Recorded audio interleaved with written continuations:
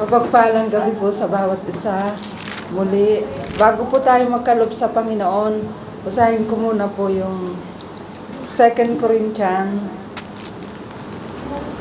chapter 9 verse 7. Sabi po dito, magbigay ang bawat isa ayon sa ipinasya ng kanyang puso.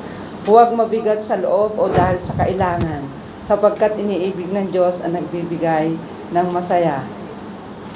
At maaaring gawin ng Diyos ang lahat ng biyaya hanggang ano po yun, 7, 8 hanggang 9. At maaaring gawin ng Diyos ang lahat ng biyaya ay maisagana sa inyo upang kayo ay may magsipaganagana sa bawat mabuting gawa. Siya ang nagsabog ng biyaya, siya rin ang nagbigay sa mga dukha, ang kanyang katwiran ay nananatili magpakailanman. Tunay nga po na tapat po ang Panginoon sa mga buhay po natin. Nararanasan po natin. Tunay nga po na yung Diyos po yung nag-utos na magbigay tayo po sa Kanya. At yun nga po yung nais niya, yung hindi po mabigat sa loob natin at kailangan. At yun nga po, obligasyon. Kasi ang sabi po niya, ang nagbibigay ng masaya ay iniibig ng Panginoon. Tayo po ba ay masayang nagbibigay sa Panginoon? Dahil po sabi po dito, iniibig po ng Panginoon. Nararanasan po natin yung pag-ibig ng Panginoon kasi hanggang sa mga oras na ito po ay tunay nga po yung pag-iingat po ay nararanasan natin sa Kanya. Napakabuti po ng Panginoon kasi siya po yung nag-utos na sa pamamagitan po ng Kanyang salita sa pagbibigay po. Tunay nga po na siya po yung nagbibigay ng binhi at siya rin po yung nagpapasagana.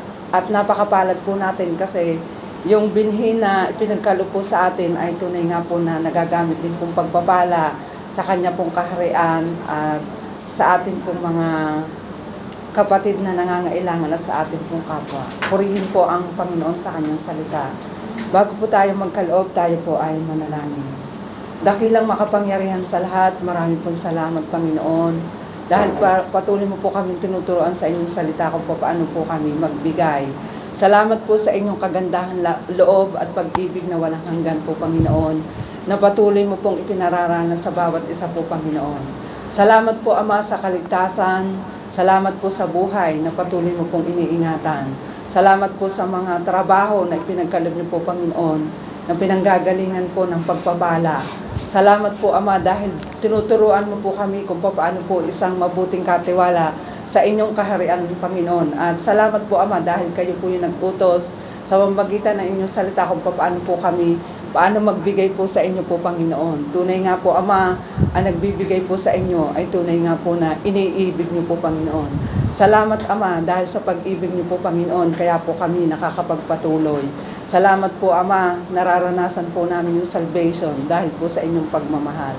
Salamat din po Ama sa kapatawaran na patuloy po namin nararanasan dahil kayo po yung umiibig sa amin po Panginoon. At dalangin din po namin Ama, yung mga pagkakaloob po namin na nakakapagpatuloy po kami. Salamat po Ama dahil kayo po yung tunay na nagmumultiply po sa mga pangangailangan dito po sa inyong kaharian. Dalangin din po namin Ama, sa lahat po ng mga pagpapala na ipinagkakaloob niyo po sa mga kapatid, ay patuloy nga po kayo ang magturo kung paano po maging mabuting isang katiwala at patuloy po na mag-expand po sa mga resources na pinagkatiwala niyo po sa kanila upang makapagpatuloy po silang magkaloob sa inyo po Panginoon. At dalangin din po namin Ama na ito po ay maging kasapatan po Panginoon. At patuloy din po namin pinagpapasalamat po Panginoon ang lahat po ng pinanggalingan nito, yung mga employer po namin, kayo po yung patuloy din pong umibig sa kanila at tunay na magkaloob din po ng maayos na kalusugan at tunay na